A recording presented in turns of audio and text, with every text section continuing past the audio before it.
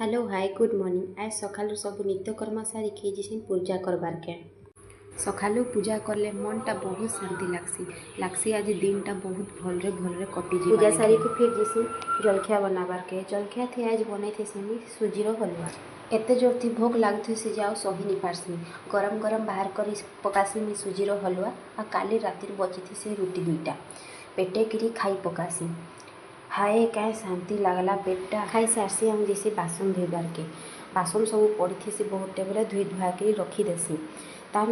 भावसी जे आज तो मत कि रांधबार नहीं थाए बोले टिके शुई पड़बी बोली काଣା शुईबी आउ पिलाटा तो मोर सब काम बढ़े देलान केनता पकई देखने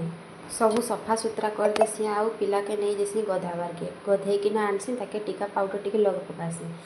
मुई लगासी ताके मन नहीं पासी से तार निजे निजे लगी हे पड़थेसी देखो ने केनता उद्धत होउछे जे पिलाटा तार न फेर जैसी भगवान के मुंडिया मारबार लगी मुंडिया मारी सारसी ऐसी मते मुंडियाटे मारी पकासी फिर आमे मां को जिसु खाइबार के आई जैसी पखाल आलू चिटका और मिक्सचर